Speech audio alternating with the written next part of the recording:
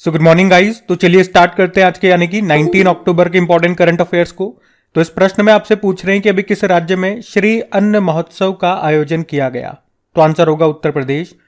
तो उत्तर प्रदेश सरकार ये बाजरे के उपयोग को बढ़ावा देने के लिए लखनऊ में श्री अन्न महोत्सव का आयोजन कर रही है। कब से कब तक? 27 अक्टूबर से लेकर 29 अक्टूबर तक। जिसका उद्देश्य क्या है? राज्य में बाजरे की खेती और खपत के संबंध में लोगों और किसानों के बीच जागरूकता पैदा करना। श्री अन्न का अर्थ क्या होता है? वह अन्न जिस पर देवी की कृपा हो। वैसे आपको पता है बाजरे को हम श्री अन्न के नाम से ही जानते हैं और भारत ये बाजरे का सबसे बड़ा उत्पादक देश है। सबसे ज्यादा प्रोडक्शन बाजरे का भारत में होता है।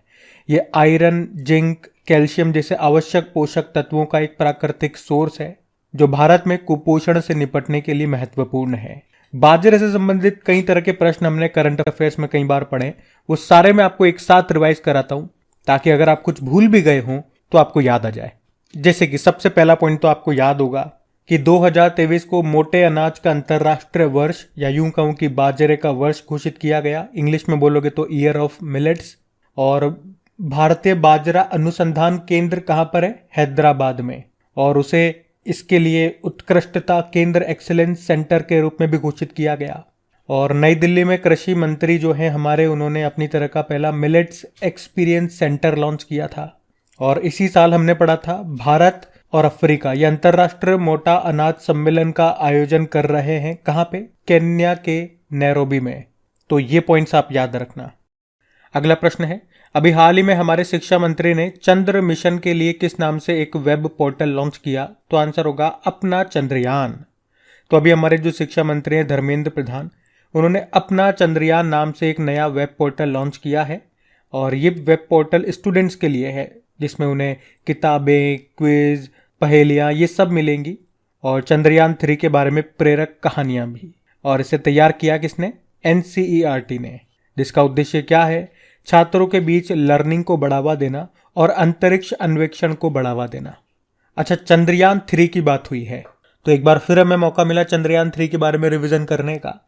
तो चंद्रयान 3 इसे लॉन्च किया गया था 14 जुलाई को। ये कब पहुंचा था? चांद के साउथ पोल पे 23 अगस्त को। इसीलिए राष्ट्रीय अंतरिक्ष दिवस हम कब मनाते हैं?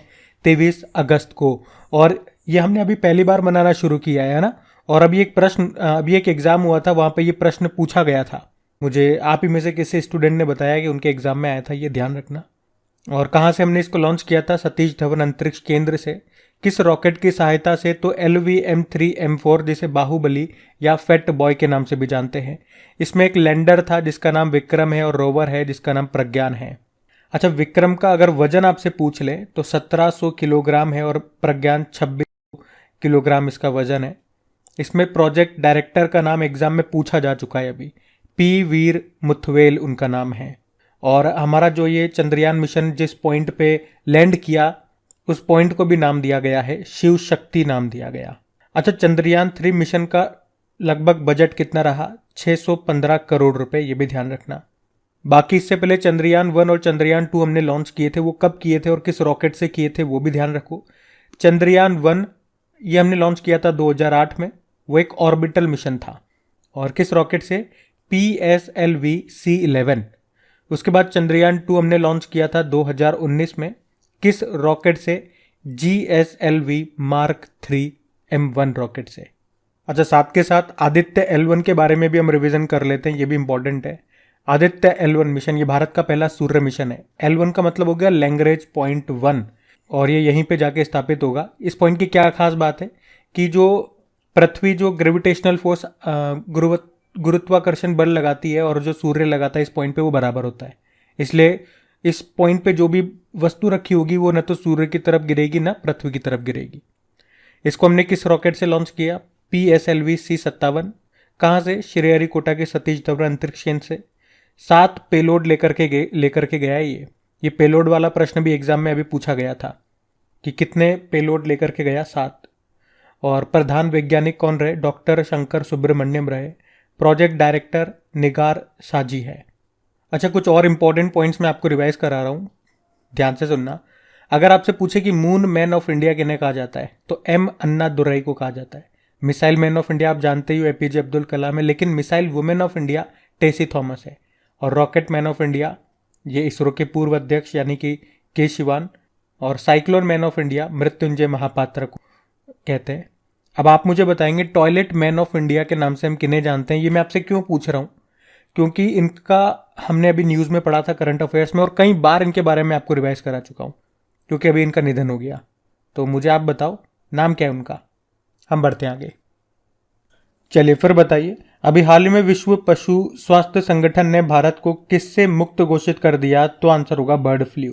तो अभी विश्व पशु स्वास्थ्य संगठन यानी कि वर्ल्ड एनिमल हेल्थ ऑर्गेनाइजेशन, इसने अभी भारत को बर्ड फ्लू फ्री घोषित कर दिया है, और इसे हम और क्या कहते हैं? Avian influenza. इससे मुक्त हो चुका है भारत, और ये एक वायरस से होता है। तो कौन सा है इसका वायरस? H5N1। पहले हम इसकी बात करें, वर्ल्ड एनिमल हेल्थ ऑर्गेनाइजेशन विश्व पशु स्वास्थ्य संगठन की तो स्थापना होती है 1924 में। हेडक्वार्टर इसका है पेरिस, फ्रांस में। आपको याद है अभी WHO ने बताओ किस देश को ट्रैकोमा फ्री घोषित किया था? ट्रैकोमा ये आई से, आंखों से संबंधित एक रोग है, तो इससे फ्री हो चुका है इराक। अभी इराक को घोषित किया था। और बताओ अभी किन दो देशों को रुबेला फ्री घोषित किया? तो फिर आंसर होगा भूटान और तिमोर लेस्ते। तिमोर लेस्ते आजकल कई बार सुन रहे हो ना आप ये नाम। क्यों सुना था आपने पहले ये?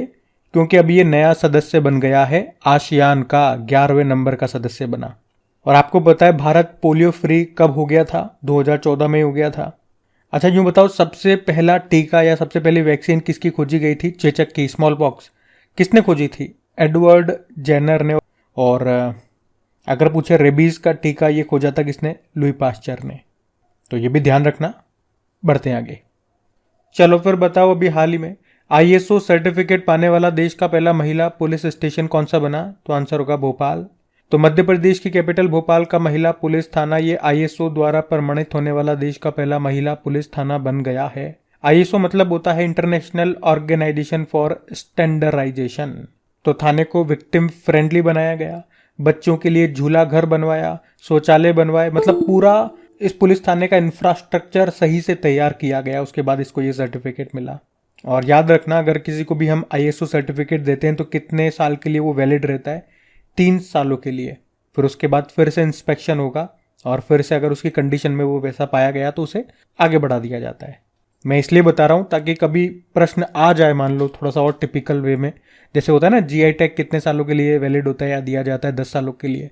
किसी भी चीज़ को पेटेंट करवाए तो कितने सालों के लिए? तो आप कहोगे 20 सालों के लिए। उसी तरह मैंने आपको बताया ये।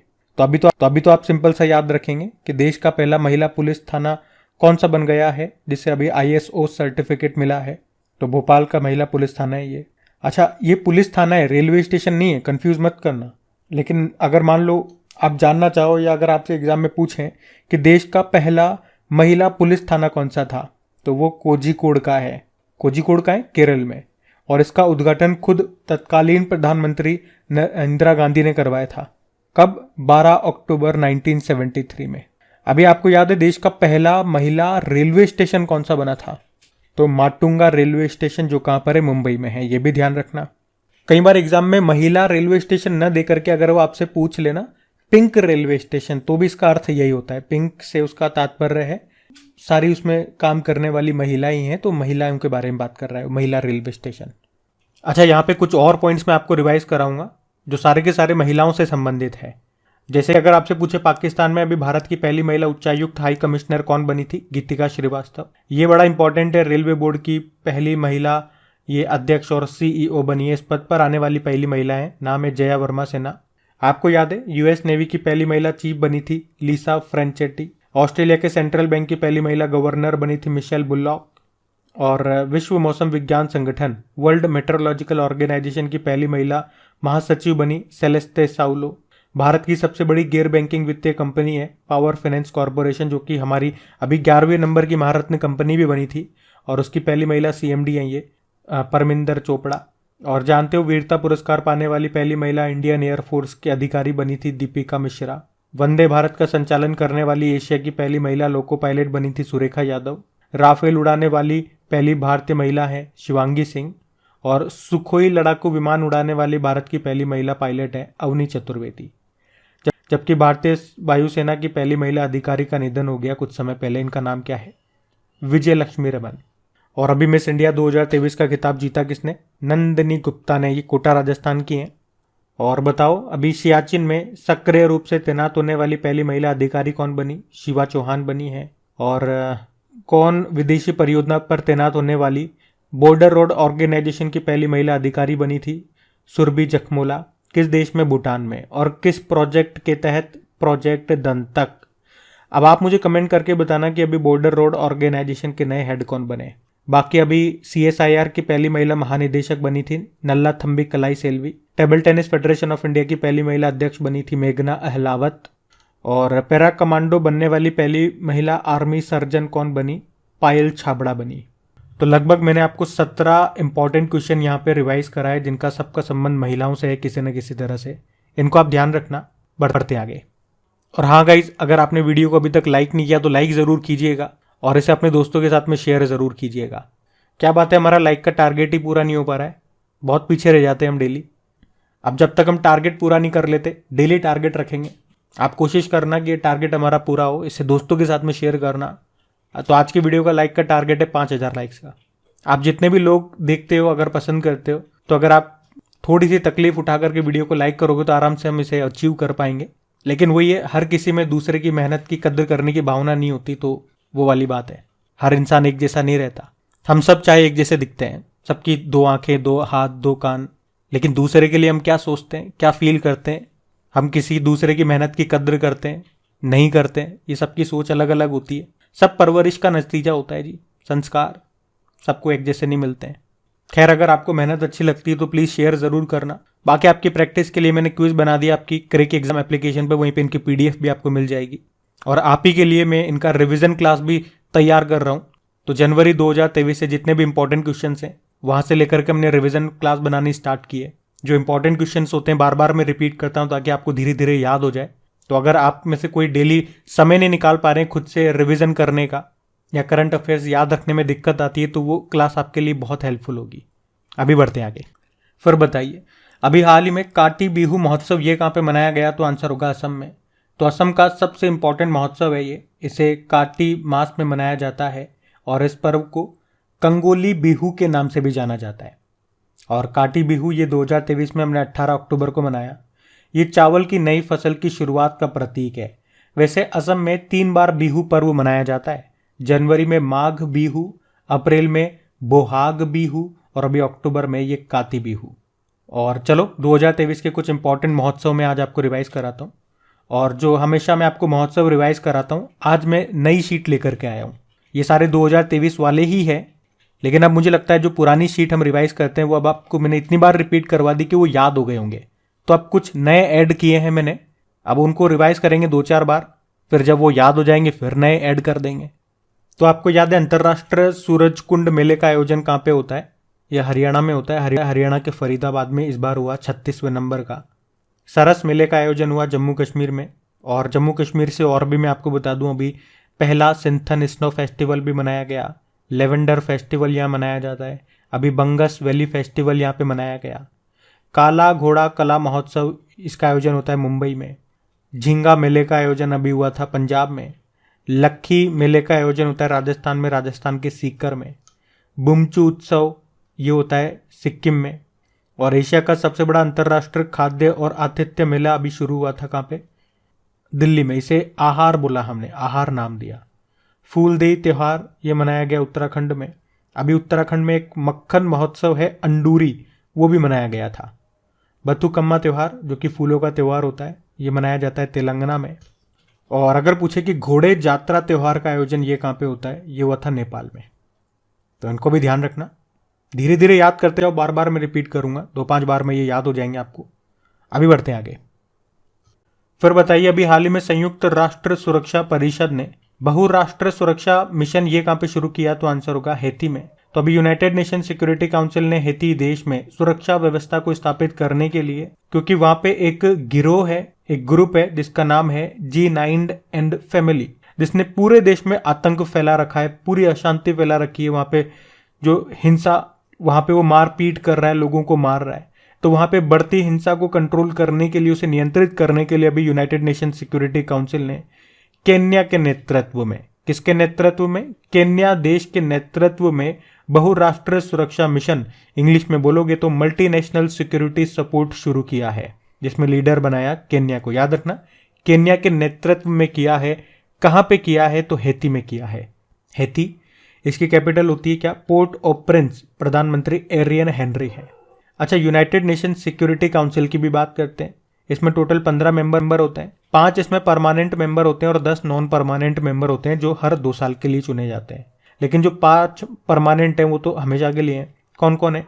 यूएस, रशिया, चीन, यूके और फ्रांस। इनके पास एक कौन सी शक्ति है जो सबसे इंपॉर्टेंट है, जिसे कहते हैं आप वीटो पावर, ना करने की शक्ति आप बोल सकते हो। जैसे कोई भी बात हुई, कोई भी बिल आया, तो अगर किसी एक ने भी मना कर दिया तो फिर वो पास नहीं होगा, वो बात नहीं मानी जाएगी। तो ये ध्यान रखना आप। बढ़ते हैं आगे।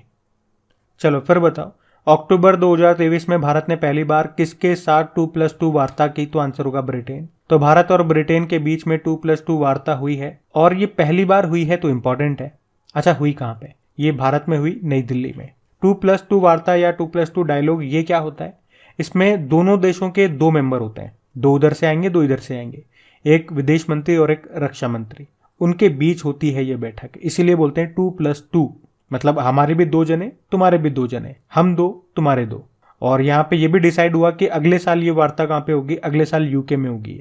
अच्छा, यहाँ पे कुछ इंपॉर्टेंट समिट्स जो कि 2023 में आयोजित हुई है, वो सारी मैं आपको रिवाइज कराऊंगा। और यहाँ पे भी मैंने शीट को चेंज कर दिया है। अभी तक जिन समिट्स को, सम्मेलनों को हम पढ़ते आ रहे थे जिस शीट से, वो मैंने कई बार रिपीट कर दिए, तो होपफुली अब वो आपको धीरे धीरे याद हो गई होगी। जो डेली करंट अफेयर्स देख रहे हैं हमारा शुरू से, अगर बीच में एक आध दिन से जुड़े हुए हैं तो मुश्किल है, लेकिन अगर डेली हमारे, आप यूं कहूं कि पुराने स्टूडेंट्स हैं, तो वो शीट 5-6 बार मैंने आपको रिवाइज करा दी है। तो आज शीट चेंज कर रहा हूं, नए समिट्स और नए सम्मेलन उसमें डाल रहा हूं। ये सारे 2023 वाले ही है। फिर इसको भी हम 5-7 बार रिपीट करेंगे, जब भी इस तरह का प्रश्न आएगा तो फिर ये आपको याद हो जाएगी धीरे धीरे। फिर नए प्रश्न डालूंगा। तो देखो, इंपॉर्टेंट शीट है, इंपॉर्टेंट क्वेश्चन है ये। जैसे कि अभी विश्व मसाला कांग्रेस का आयोजन ये कहां पे हुआ? 14वें नंबर का था, ये मुंबई में हुआ। और मसाले से 2 पॉइंट याद रखना। एक तो मसालों का कटोरा, बाउल ऑफ स्पाइस किसे कहा जाता है? भारत को ही कहा जाता है। लेकिन अगर आपसे पूछे ना कि गार्डन ऑफ स्पाइस किसे कहते हैं, तो फिर याद रखना केरल आंसर होगा। अभी अंतर्राष्ट्रीय वकील सम्मेलन 2023 का आयोजन, ये भी इंपॉर्टेंट है। क्यों? क्योंकि भारत में पहली बार हुआ ये। भारत में भी कहा? नई दिल्ली में। और अगर पूछे कि पहला हल्दी सम्मेलन का आयोजन हुआ था अभी मुंबई में, और हल्दी से याद रखना, अभी भारत सरकार ने आधिकारिक तौर पर राष्ट्रीय हल्दी बोर्ड की स्थापना कर दी है। अभी उड़ीसा की कंधमाल हल्दी को जीआई टैग मिला था, ये याद रखना। और ग्लोबल मैरीटाइम इंडिया समिट का आयोजन, ये तीसरा संस्करण है इसका, हुआ अभी मुंबई में। और वर्ल्ड हेल्थ समिट 2023 का आयोजन ये हुआ जर्मनी के बर्लिन में, यहीं पे होता है हर बार। विश्व बैंक विकास समिति की 108वीं बैठक हुई अभी मोरक्को में, मोरक्को के मर्राकेश में। इंटरनेशनल ओलंपिक कमेटी का 141वां सत्र, ये अभी भारत में हुआ। भारत में भी कहा? मुंबई में। मैंने आपको कई बार बताया, ये इंपॉर्टेंट है क्योंकि दूसरी बार है जब इसका आयोजन भारत में हुआ। पहली बार हुआ था 1983 में नई दिल्ली में। ये याद रख लेना, एग्जाम बनेगा प्रश्न यहाँ से। अगला है 27वां विश्व सड़क कांग्रेस का आयोजन, ये चेक रिपब्लिक के कैपिटल पराग में हुआ। और भारत ये किस स्थान पे पहली बार पाटा ट्रेवल मार्ट 2023 की मेजबानी करेगा? पाटा मतलब पैसिफिक एशिया ट्रेवल एसोसिएशन, तो आंसर होगा नई दिल्ली में। और ये कॉमनवेल्थ पार्लियामेंट्री एसोसिएशन का 19वां सम्मेलन हुआ था कहाँ पे? सिक्किम में हुआ था, जिसका उद्घाटन खुद हमारे जो लोकसभा अध्यक्ष हैं ओम बिरला, उन्होंने किया था। ये इस साल के स्टार्टिंग में हुआ था, याद रखना। तो देखो, शीट इंपॉर्टेंट है, कई सारे सम्मेलन ऐसे हैं जो पहली या दूसरी बार भारत ने किए, तो ये ध्यान रखना आप। बढ़ते हैं आगे। चलो फिर बताओ, अभी हाल ही में किस टीम ने भारतीय क्रिकेट इतिहास में अब तक का सबसे बड़ा T20 स्कोर बनाया? तो आंसर होगा पंजाब ने। अभी पंजाब ने सैयद मुश्ताक अली ट्रॉफी 2023 में आंध्र प्रदेश के खिलाफ किसी भी भारतीय टीम के द्वारा T20 में सर्वाधिक स्कोर बनाया। कितना? 275 पे 6 का इनका स्कोर रहा। और ये भारतीय T20 क्रिकेट में तो सबसे बड़ा स्कोर है। और विश्व में बात करोगे तो T20 क्रिकेट इतिहास में चौथा सबसे बड़ा स्कोर है। यहाँ पंजाब टीम के जो अभिषेक शर्मा हैं, इन्होंने 51 गेंदों में 112 रन बनाए और पंजाब ने मैच में रिकॉर्ड 22 छक्के लगाए। और देखो, क्रिकेट में तो एक ही पॉइंट में आपको रिवाइज कराऊंगा। अभी जो चल रहा है world cup, ICC men's world cup, कौन सा संस्करण है? 13वां। होस्ट कर रहा है भारत। शुभंकर है क्रिप्टोवर्स, और इसमें भी 2 जारी कर दिए गए, एक ब्लेज है और एक टोंक है। फोटो भी दिखा रहा हूं मैं आपको साथ के साथ ताकि आपके दिमाग में छप जाए। ब्लेज एक महिला है या वुमेन है, वुमेन शुभंकर, जो रेड कलर की और एक बॉलर है, और जो ये टोंक है ये एक मेन पुरुष है, बैट्समैन है, ब्लू कलर के हैं, देख सकते हो। और इसका एंथम सॉन्ग क्या है, दिल जश्न बोले, इसको प्रीतम ने गाया है। और ये प्रश्न अभी किसी एग्जाम में पूछा भी गया था, स्टूडेंट ने मुझे बताया, इसलिए मुझे याद है। आप लोग जो भी प्रश्न आपके एग्जाम में पूछे जाते हैं ना, वो जरूर शेयर किया करो कमेंट बॉक्स में, ताकि वो प्रश्न जब भी वो वाला टॉपिक आए वो मैं आपको बार बार रिपीट करा सकूं या बार बार रिवाइज करा सकूं, या फिर उससे संबंधित और भी कोई प्रश्न हो तो मैं उसको ध्यान में रख के आपको वो रिपीट करा सकूं। जैसे कि अभी एशियन गेम्स का प्रश्न आया था ना एग्जाम में, आपको याद होगा, जिसमें पूछा था कि दूसरी बार एशियन गेम्स भारत में कब हुए थे, तो हमने पढ़ा था वो तो पहली बार 1951 में हुए थे, दूसरी बार 1982 में, आपको याद है। वो प्रश्न आपके एग्जाम में आया, आपने मुझे बताया, तो अब उसी को ध्यान में रख के उससे संबंधित जो भी प्रश्न होते हैं वो मैं आपको रिपीट कराता हूँ, जोड़ देता हूँ उन पे। जैसे कि अभी हमने पढ़ा इंटरनेशनल ओलंपिक कमेटी का भी 141वां सत्र हुआ मुंबई में, भारत में, और ये दूसरी बार है, तो मैं आपको बार बार रिपीट कराता हूँ जब भी वो प्रश्न आता है कि देखो ये तो दूसरी बार है, पहली बार कब हुआ था वो भी याद रखना। उसी तरह से अभी ओलंपिक में क्रिकेट को शामिल किया गया, ये दूसरी बार किया जा रहा है 2028 में जो ओलंपिक्स होंगे। पहली बार कब किया गया था वो भी मैं आपको रिपीट कराता हूँ कि पहली बार 1900 में किया गया था जब पेरिस में हुए थे। और इससे क्या होता है, स्टूडेंट्स भी मोटिवेट फील करते हैं। मोटिवेशन हर किसी को चाहिए। फिर अगला प्रश्न हमारा है कि इसरो ने स्पेस ऑन व्हील्स प्रदर्शनी के लिए किसके साथ समझौता किया, तो आंसर हो गया विज्ञान भारती, जिसे विभा भी आप बोलोगे। तो याद रखना, इसने विज्ञान भारती के सहयोग से अरुणाचल प्रदेश के पूर्वी सियांग जिले में स्पेस ऑन व्हील्स नाम से एक प्रदर्शनी का आयोजन किया है। मतलब इसमें एक वाहन होगा, जैसे कि एक बस हो गया, उसके अंदर स्पेस से संबंधित उसके कुछ फोटोज होंगे, कुछ कहानियां होंगी, कुछ रॉकेट वगैरह के मॉडल्स वगैरह दिखाए जाएंगे, जिसमें बच्चे जब उनको देखेंगे तो वो सीखेंगे, उनके अंदर और जानने की इच्छा जगेगी, स्पेस के बारे में अवेयरनेस बढ़ेगी। तो इसरो ने इसको शुरू किया है। किसके साथ समझौता किया, मैंने आपको बताया विज्ञान भारती के साथ। इसरो की हम बात करते हैं, उससे पहले मेरे एक प्रश्न का उत्तर आप लोग दो कि कुछ समय पहले इंडियन रेलवे ने अपना पहला रेस्टोरेंट ऑन व्हील ये कहाँ पे लॉन्च किया था। देखो, इसरो मतलब होता है इंडियन स्पेस रिसर्च ऑर्गेनाइजेशन, जिसकी स्थापना होती है 1969 में। और वर्तमान में चेयरमैन कौन है, एस सोमनाथ है, 10वें नंबर के। इसका मोटो होता है space technology is in service of human kind. Headquarter इसका बंगलुरु में हो गया। अच्छा, अगर मैं आपसे पूछूं कि भारत का पहला हाइब्रिड रॉकेट ये कहाँ से लॉन्च किया गया था, तमिलनाडु के चेंगलपट्टू के पुट्टीपुलम गांव से। और भारत का पहला निजी तौर पर विकसित रॉकेट का नाम क्या है, विक्रम एस, जिसको बनाया स्काई रूट ने। और ये वही कंपनी है जिसने भारत का पहला निजी तौर पर क्रायोजेनिक रॉकेट इंजन का परीक्षण किया था, उसका नाम रखा था धवन 1। अच्छा, भारत का पहला निजी पायलट इंजन कारखाना कहाँ पे खोला गया, चेन्नई में। किसने, अग्निकूल कॉस्मोस ने। और इसरो ने भारत का सबसे छोटा रॉकेट लॉन्च किया था जिसका नाम है SSLV-D2। कहाँ से, श्रीहरिकोटा से। और ये साथ में 3 सैटेलाइट को लेकर के गया था, EOS-07, जानूस 01 और आज़ादी सेट 2। अच्छा, इसी तरह मैं आपको याद दिलाऊं तो NVS-01 सैटेलाइट को लॉन्च किया गया था GSLV F12 से। ये नेविगेशन की 2nd जनरेशन का पहला रॉकेट है। SSLV-D2 के बारे में मैंने आपको बता दिया। PSLV-C54 की बात करें तो भूटान का सैटेलाइट हमने लॉन्च किया था INS-2B। PSLV-C55 से सिंगापुर का एक सैटेलाइट था, टेलियोस 2, इसको लॉन्च किया था। ये प्रश्न भी RAS के एग्जाम में आया था। और PSLV-C56 से हमने सिंगापुर का ही एक सैटेलाइट लॉन्च किया था जिसका नाम है DSSAR। फिर PSLV-C57 से हमने आदित्य L1 मिशन को लॉन्च किया था, जो कि भारत का पहला सूर्य मिशन है। तो ये सारे पॉइंट्स आप याद रखना, इंपॉर्टेंट है सारे पॉइंट। तो गाइज, ये था आज का आपका करंट अफेयर्स का सेशन। और अगर आप में से कोई वीडियो को पहली बार देख रहे हैं तो मुझे जरूर बताइएगा कि कौन कौन है जो वीडियो को फर्स्ट टाइम देख रहे हैं और आपको सेशन कैसा लगा। और अभी भी याद दिला दूं, वीडियो को अभी तक आपने लाइक नहीं किया तो लाइक जरूर कीजिएगा, हमारा टारगेट अचीव करने में मदद कीजिए। 5000 लाइक्स का टारगेट है। दोस्तों के साथ में इसको शेयर जरूर कीजिए, या जो भी आपका स्टडी ग्रुप होता है वहां पे। अभी मैं आपको कल के करंट अफेयर्स का क्विक रिवीजन करवाता हूँ और सेशन एंड करते हैं। तो पहला प्रश्न पूछा था, विश्व बैडमिंटन रैंकिंग में पहली रैंक हासिल करने वाली पहली भारतीय युगल जोड़ी बनी सात्विक साईराज रंकीरेड्डी और चिराग शेट्टी की। फिर पूछा, फिनलैंड के पूर्व राष्ट्रपति और नोबेल शांति पुरस्कार विजेता का निधन हो गया, नाम बताओ। मार्टी अहतिसारी। अभी अक्टूबर में किसे जिनेवा में यूनाइटेड नेशन में भारत का स्थायी प्रतिनिधि बनाया गया, अरिंदम बागची को। फिर पूछा, मणिपुर हाईकोर्ट के चीफ जस्टिस बने सिद्धार्थ मृदुल। फिर पूछा, अंतर्राष्ट्रीय गरीबी उन्मूलन दिवस मनाया 17 अक्टूबर। फिर पूछा इंटरनेशनल ओलंपिक कमेटी ने लॉस एंजल्स ओलंपिक 2028 में कितने नए खेलों को शामिल किया? 5। फिर पूछा किसने क्वांटम समर्थित हरित हाइड्रोजन उत्पादन प्रौद्योगिकी को विकसित किया? IIT BHU। फिर पूछा बथुकम्मा महोत्सव ये कहाँ मनाया गया? तेलंगाना में। फिर पूछा किस मंत्रालय ने छात्रों के लिए one nation one student ID शुरू किया? शिक्षा मंत्रालय। और फिर पूछा अभी प्रधानमंत्री नरेंद्र मोदी ने कौन सा गाना लिखा है? माडी, गुजराती भाषा में। तो चलो अभी कल का होमवर्क प्रश्न देखते हैं और सेशन भी एंड करते हैं। अच्छा, कल तो होमवर्क प्रश्न आया नहीं था, कोई बात नहीं, आज का ये रहा आपका होमवर्क प्रश्न।